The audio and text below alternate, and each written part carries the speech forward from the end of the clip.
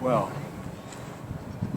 that conversation fragment I posted about not emulating, and which I called emulation, never made anyone awaken. I received so many interesting appreciations of that on many different levels. The part about me and my wife and how I would never truly know her, that we were, as I call it, two alonenesses together, or alone together. Someone deeply appreciated just those few words. And I had to admit to myself that speaking honestly like this is not really that common. And that the people who compliment me probably have a reason for doing so. I've always been a loner all my life and a bit introverted on top of it. Or maybe those two go together often. And so it's been a bit difficult to receive these compliments and to just hear them as factual. So often I feel that people are wanting to emulate me and that they put me in a different category from themselves, and I find that painful. So some of my reticence to assume this situation is valid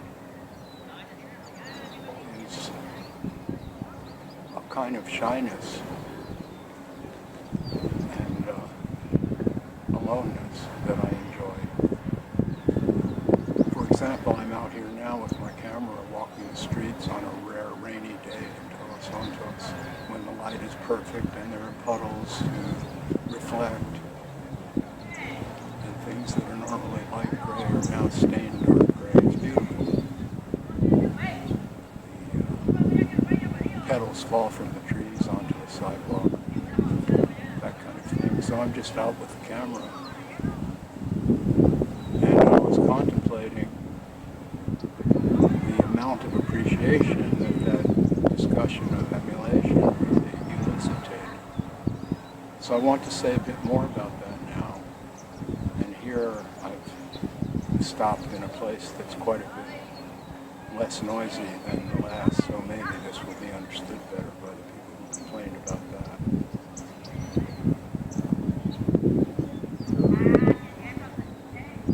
It seems to me that the entire rationale behind this process of trying to teach being, teach it, as I said the other day, it is a indexical. An indexical is a word that points without defining in any way. Another indexical in Chicago, or now, or Robert. See, these are words, but they actually, just hearing them tells you absolutely nothing. It's only when you get beyond the names of things and begin to contemplate the things in themselves as best we can that we can begin to get a feel for the landscape of awakening, which has nothing to do with religion, nothing to do with sanctity, nothing to do with aspiring to imitate God or to be a good person. To be a good person is a worthy ambition. I'm not putting it down. But what we're discussing here is not that. What I'm discussing, is what it means to be awake, fully awake. And as I was saying in that emulation talk, when you imitate, the object of your imitation fills the screen, and all you might see is that you don't measure up. But as to seeing yourself accurately, that cannot happen in the light of Jesus, let's say. If you happen to believe in that mythological character and his mythological attributes, non-human, inhuman attributes, okay. It's not up to me to tell you that's wrong, although I have no interest in it. But if you aspire, for example, to universal love, love everyone, what does that mean? What does it mean to love?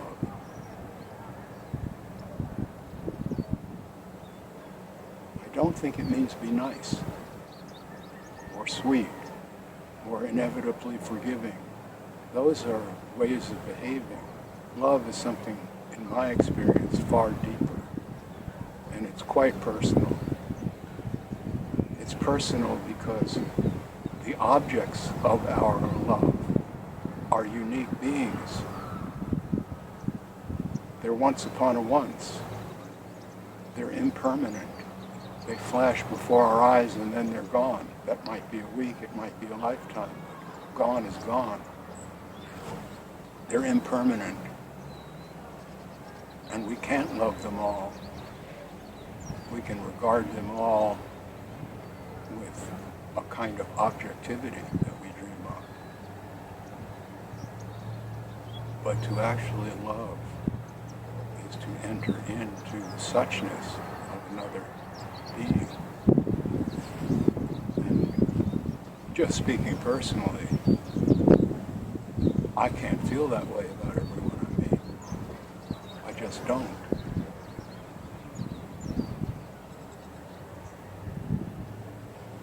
So when you aspire to universal love, you are negating the individuality of each of us. And when you do that, you are denying looking for your own.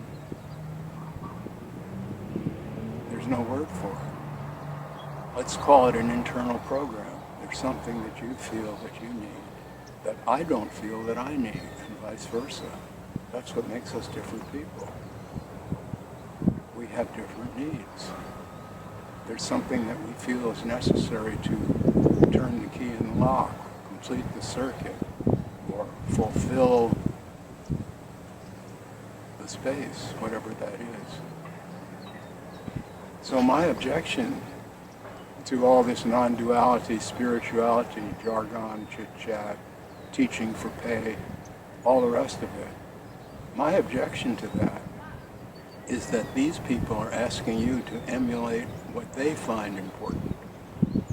And they may be copying what someone before them found important, and that may be a long line of copycats. And I'm saying that there's something in each of us that's far more personal. It's personal because it's unique. What could be more personal than the unique? And so, to the extent that we look outwardly for direction from, could be anything, a religion, a spiritual teacher, an influencer, an internet influencer who will tell you what clothes to wear. And you'll do that because you want in. That's for the young people. I know most of my audience is older people, and the things I say resonate with them because as we come toward the end of life, we understand it. We get the object lesson. It's not theoretical anymore. Okay.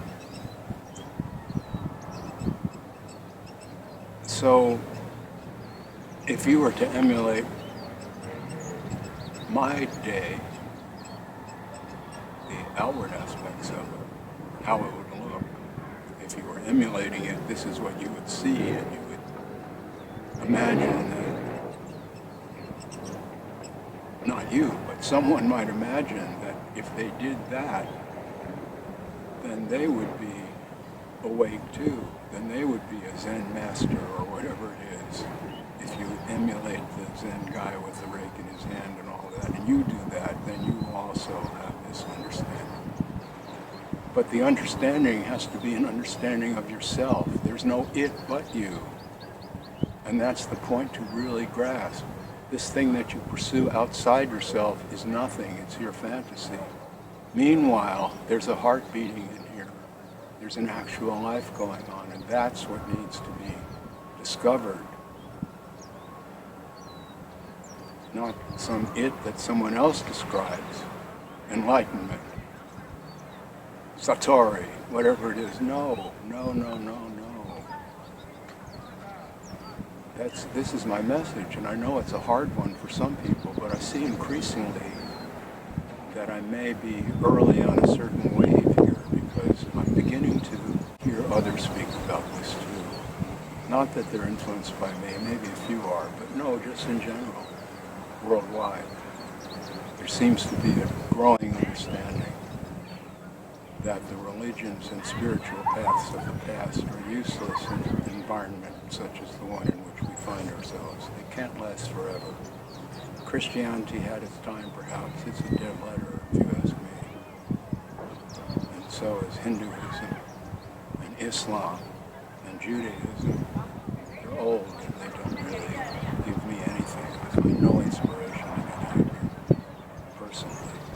But you don't have to emulate that. If you like the Bible on a cross around you, make more power to you, as long as it's about you and not an imitation, an imitated love.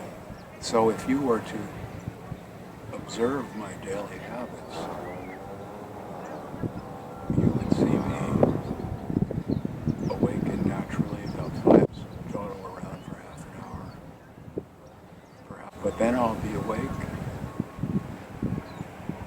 go to the kitchen, go in the house at times, take care of them. I make a cup of tea for myself, and I sit down at the computer and read my correspondence.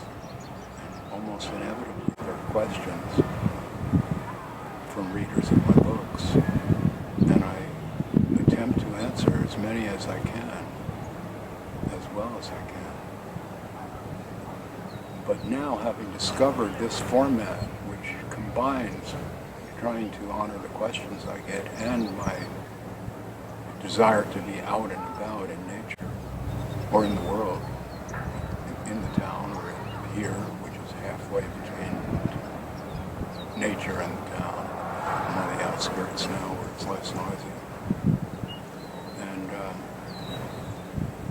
in this way I can reply to questions without sitting down and typing, which I'm increasingly less interested in doing. It's just so beautiful to be out here with my camera. And this is the last point I wanted to get to apropos. If you pursue any kind of art, you don't have to be a professional. If there's something you like, in fact, it's probably better if you're not a professional to grasp what I'm going to say. If you like sumi painting, brush with India ink and rice paper, when you enter into that gesture in the most intimate way, you are not thinking about an audience or ever showing this to someone for approval. You may have those feelings at another time, but in the actual moment of what we call creation, which I prefer to call expression, I don't think we create anything out of whole cloth. We're expressing all of it, all at once. My version, of course. You have your version. In that gesture, you are not doing this for an audience. You're not doing it for anyone else. You are doing it for you. If you aren't, that's not what I call art. It may be interesting. It may be novel, so-called novel. Of course, everything repeats. But so-called novel. It could be valuable in the marketplace. But unless you are satisfied at that moment and you get the deep understanding that comes when it's obvious that you are not doing it, you're missing the point. When I go out with my camera, which to me is a magical object, a powering object that helps me to see the world, in the moment, I'm not there. I'm not just saying that.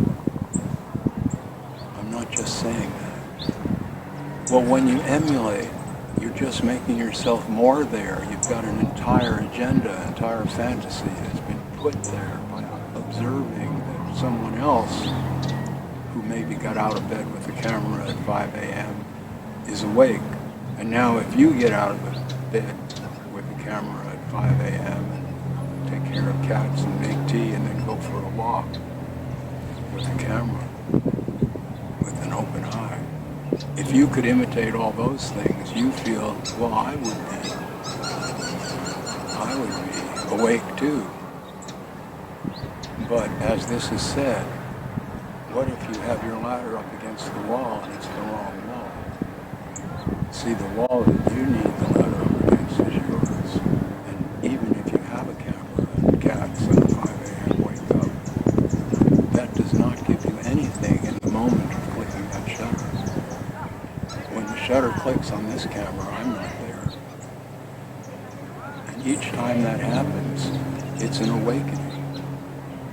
So the point is not to emulate what I do, but to find out what you have to do. I know some of you know this, I'm not really preaching, but there are people who ask me these questions and people who reacted to the last video on emulation with questions. So this is, I have spoken, okay? Thank you so much for listening to me with an open mind. I really appreciate that there are people who are interested in hearing us. It feels good to me.